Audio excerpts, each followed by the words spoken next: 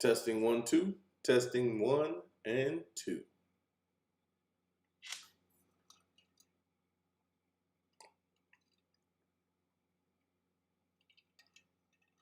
Testing 1, 2.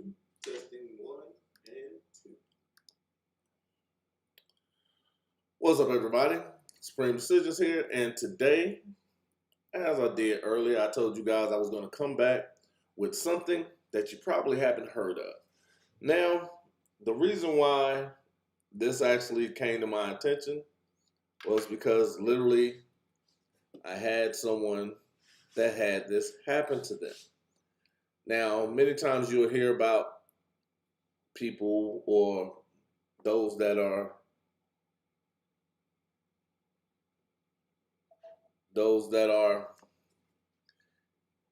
they have a case, let's say, and the attorney tells them, don't talk to anyone. I know I've said it, even with the people I'm consulting with, quit talking. I constantly say that, quit talking to everybody. Now, the reason why it seems a little like I'm reaching, but there's this thing called a Perkins Operation.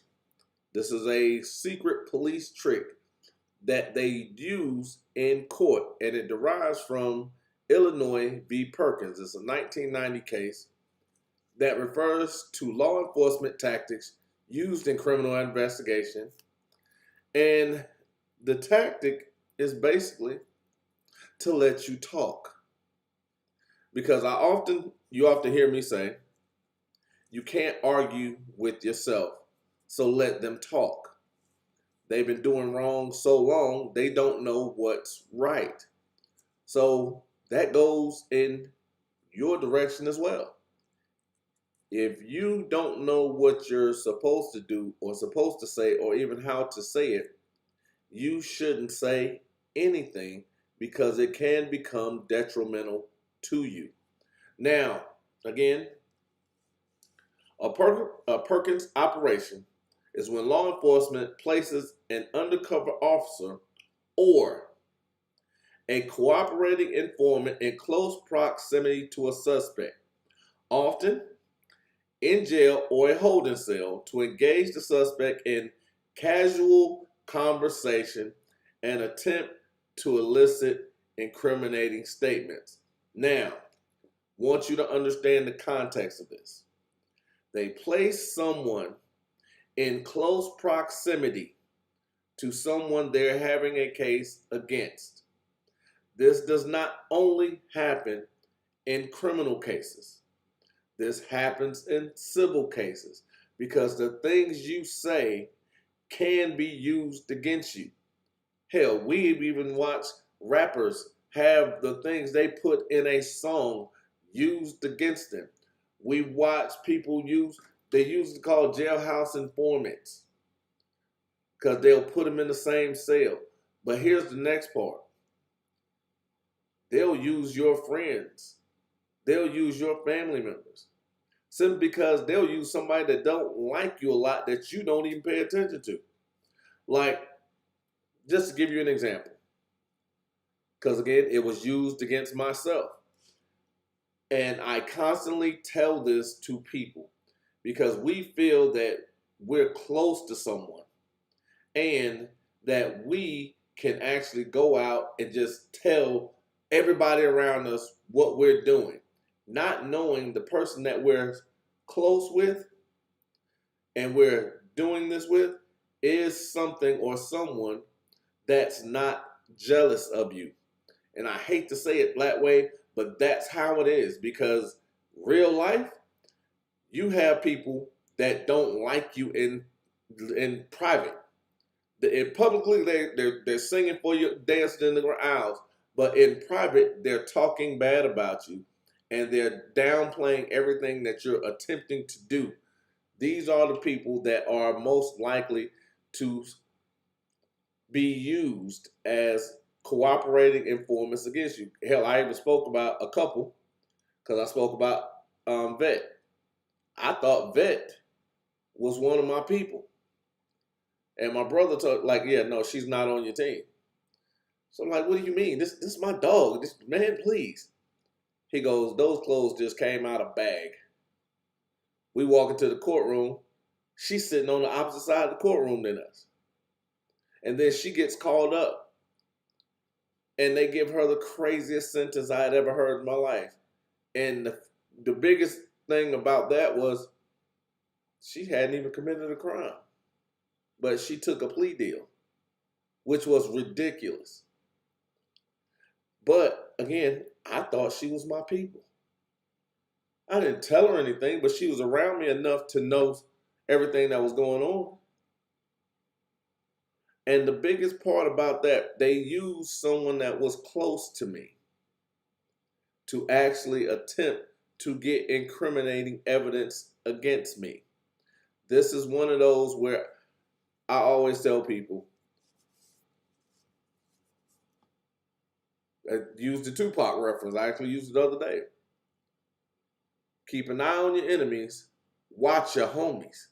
Because they are the ones that are generally... I literally had a young lady that I was helping. We were going through her discovery documents, and I told her, your sister is the one that snitched on you. That's the informant. I guarantee you. When the case started coming apart and we started breaking everything down, you know what happened? It was her sister. They used somebody close to her to get incriminating evidence against her because they know that she will shut down anything or anybody else that comes near her. And also, even with strangers, you don't just have conversations about anything with someone you don't know. And you will be amazed at the amount of people be like, well, there's nobody. Well, the fact is, there are no such things as coincidence. There are very few instances of happenstance. People are around you, in most cases, because they're placed there on purpose. So understand those things. Now, I actually want to show you guys something because I brought it up once before. If you decided to sponsor an episode, this is what you will have that'll read during the entirety of the live broadcast and on one video, depending on whatever package that you decide, to have your name that'll be on multiple platforms and be viewed through infinity for the most part. So this is what'll happen. This is what you get. And we'll put all your logo and information in there if you like. And even if it's just you're using somebody from it's a YouTube, we'll do the exact same thing. So we'll make it work for you. That's what I was talking about. So keep that in mind if you want to sponsor an episode. Now back to regularly scheduled programming.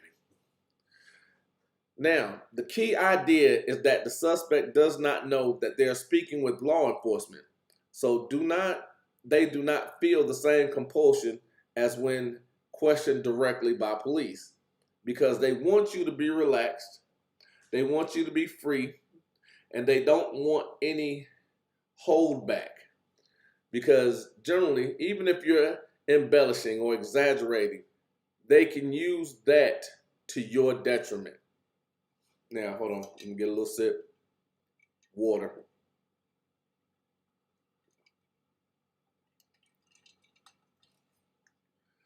Now, here's the question that most people might have. Why is this legal? Well, normally under Miranda v. Arizona, 1966, police must read you your Miranda rights before custodial interrogations. Say that one more time because I actually spoke about this the other day, in which police are not reading Miranda rights and they're having conversations with people. Under Miranda v. Arizona, 1966, police must read you your Miranda rights before custodial interrogations. Once you are in handcuffs and the police start asking you questions, they are then liable to you for reading you your Miranda rights. And if not, that confession can be suppressed because you don't know that you have the right to be quiet for the most part.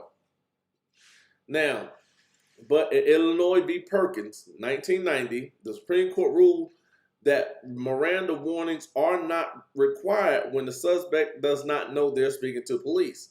So when you're speaking to this rando, when you're speaking to your brother, when you're speaking to your sister, when you're speaking to your auntie, your nephew, cousin, some person on the bus, somebody at a McDonald's, somebody chilling with you at Starbucks, that is not a requirement for Miranda.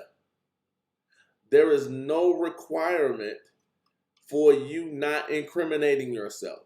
There is even times that they actually use information. They literally, in Arizona, I want to say about 3 months ago, they used an encounter at a Starbucks in Arizona to convict a man where he confessed to a murder. They literally used that to link him to a murder. Now, did he do that? He did the murder.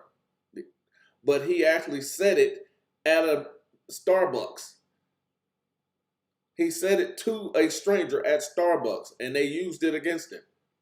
Now, they don't know him, didn't know him, and it was one, again, happenstance. They just happened to be sitting there. Husband and wife was recording a scene because they weren't from Arizona. And then while they were panning out, this dude started yelling at him. And in the midst of the commotion, he yelled, "I've already killed one person today." And then went to describing the person he killed, which was, to me, the most dumb, random thing to be yelling out. But again, it was on video, so TikTok. That's the generation we're in. Now, the reasoning Miranda is designed to protect suspects from coercive pressures of police-dominated interrogations. If someone thinks they're just chatting with another inmate or person, the coercion is not there. Now, I want you to catch that, because I said something in the previous video or in the previous live about what the design of the uniform is. I'm going to say that one more time. I said something in a previous live, a few hours ago, where I spoke about the design of the uniform and how it is there to intimidate and coerce. Now, the reasoning, now keep in mind, this comes from 1966. The reasoning, Miranda is designed to protect suspects from coercive pressures of police-dominated interrogations. Now, the reason why Illinois v. Perkins is legal: if someone thinks they're just chatting with another inmate, the coercion is not there. The coercion is not present because the uniform is not present. Everything they're doing is designed that way. You're programmed to believe a certain way. This is why I speak about things in the way I say it, because we can talk about it, but whenever we're going into the context of it, now all this crazy stuff that I speak, now it like, oh, the light bulb comes on. Because again, this is not something, again, you can't go look up. I want you to understand that. I'm not giving you anything that you can't go and look up. So now, while courts generally allow statements from Perkins operations, there are some legal challenges and defenses. I'm going to leave that there because I want you to understand this. You have a defense. But the reason why courts generally allow them is because you're not speaking to a police officer when you're just blurting stuff out to randos. But in the context of that, you're going to challenge things such as the usage, because once formal charges have been filed and the defendant has counsel,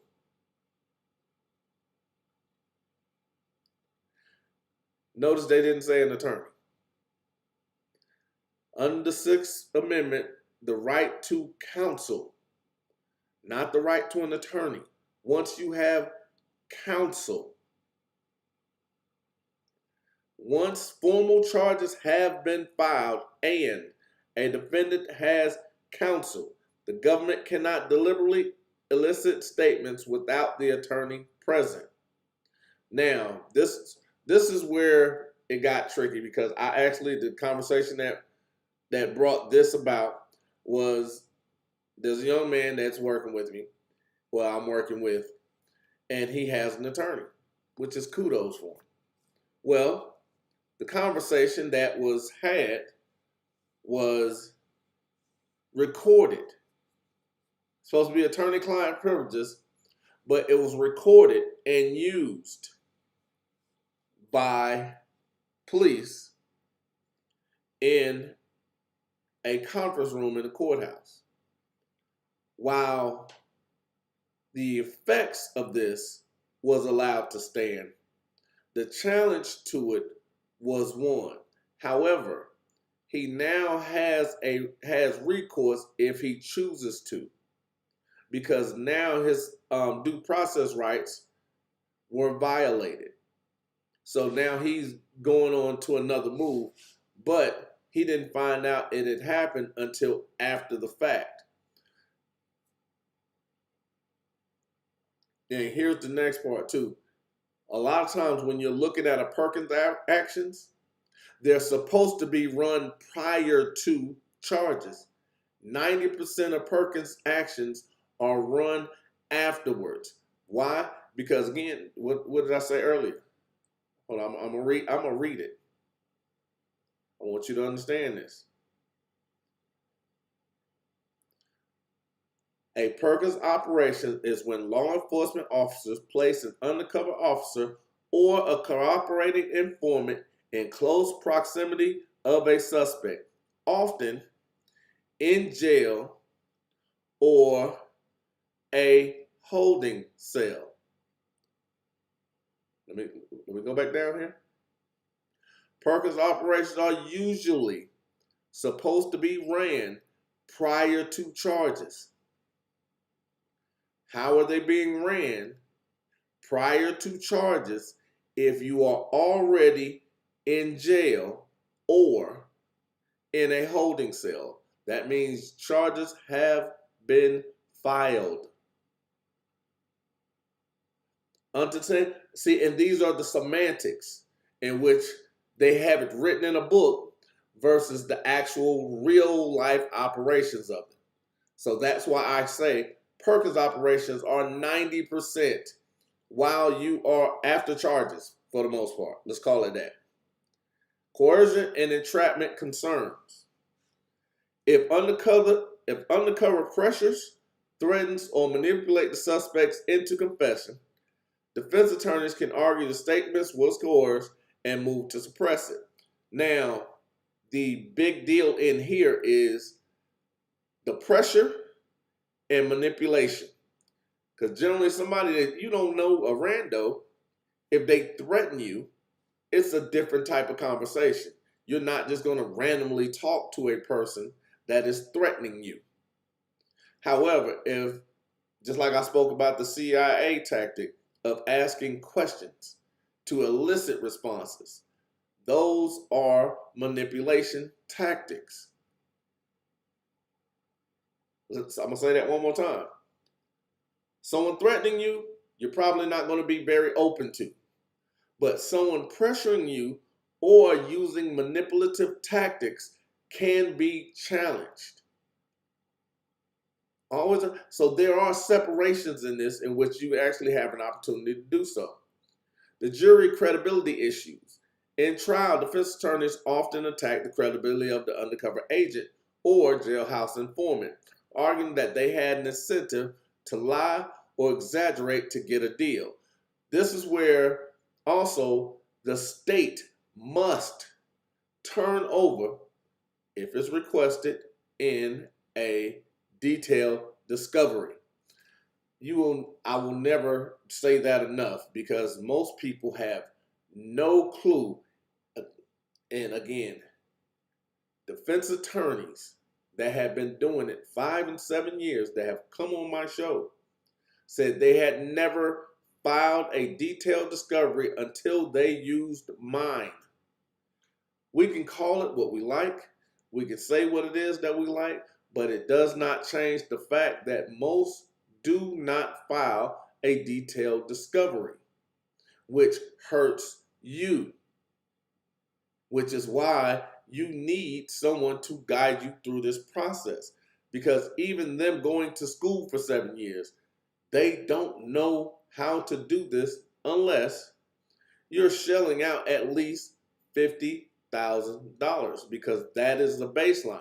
$500 an hour, because every case requires 100 hours of study.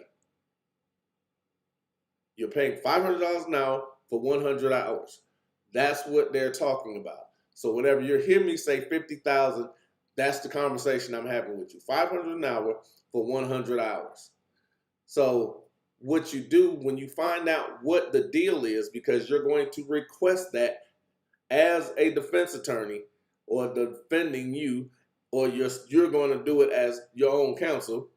But again, you have to do it properly and timely. You can then use that as weapon against the informant. Why? Because you have the right to face your accuser. I'm going to say that one more time, because a lot of people think that just because there's an informant used, that they don't have to tell you about it. They have to disclose it when it's requested. I'm going to say that one. They have to disclose who the informant is if it's requested. Most people don't request it. They leave it unabated and they keep going about their business, and then they holler and scream that they use an informant without doing their due diligence in getting the things that they need for that case. Now, state constitutional protections. Some states provide stronger protections than federal law. A defendant might argue that the state constitution requires suppression even if federal law doesn't.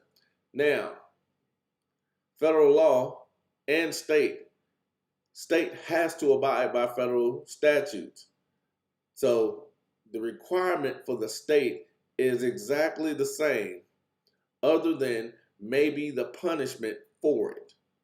That's it. That's the only thing that changes. So when it talks about has stronger protections, it has a stronger incentive not to do it. Where it might be 5 years for doing something such as this, or case dismissal, in state, federal may actually require you to do 3 years. So same issue, lighter sentence in the feds than it is in state. But again, semantics, because the state has to abide by federal guidelines. Now, the courtroom application. The prosecutor uses the defendant's statements from the operation as powerful evidence of guilt, often presented through the testimony of the undercover agent or informant. Now again, this is one of their tactics. They're going to use it even if they're going to try to find a way to get it in, even if you find a way to get it dismissed, thrown out, suppressed. The defense tries to suppress the evidence before trial or undermine the credibility before the jury. Always understand that they're going to attempt to use this against you, and you have a defense. And I think that's the main thing, because most people think just because charges are filed and things are done that you don't have an option. You always have options as long as you're moving forward. The second you stop moving forward is the time you stop having options. Now, the judge has to balance that admissibility by considering whether the operation respected the constitutional rights of the individual. And in most cases, judges are going to side with the other piranha, because piranha do not eat piranha. They're going to side with their teammates if they have not been pressed and had liability placed upon them. And again, these are things that they're not going to do as a defense attorney. Because the more and more we're going, we're showing you They're not defending you. And I guarantee you, most attorneys, defense attorneys that you speak with, have no idea about some of the stuff that I'm speaking of. Because I'm not just talking about checkers. These are the things that I do because I don't play law. This is something I do day in, day out, every day. And I've been doing this since 2007. I was groomed for this since the womb, but I do this every day. So, in short, a Perkins operation is a sting where the police use undercover officers or informants to secretly question suspects or have a suspect confess to them. It's usually legal pre-charges, but in court, it raises big issues about rights, credibility, and fairness because most, if not damn near all, over 90%, let's use 90, are done after charges are filed. Because you can't call the Perkins operation, talk about in jail or in a holding cell, and then saying it's before charges. No, whenever you have a case, because even in civil court, once a case has been filed, regardless of who it is, you're having multiple conversations. Because that's why whenever you call me and we're having a conversation, I tell you, don't get too deep. Because until you shoot me some money, anything you say can be used. You have protection once you send me some money. Just like if you're using an attorney, you have protection under the attorney-client privilege once they are your actual employer or employee. When you partner up with me to defend your case or to file your case, you then are protected. The conversation we have is protected. Always understand that. Now, thank you guys. I'm going to be back in a couple hours. Actually, probably about an hour. Because I got more stuff to talk about. So, Supreme, love you guys. See you soon. And I'm out.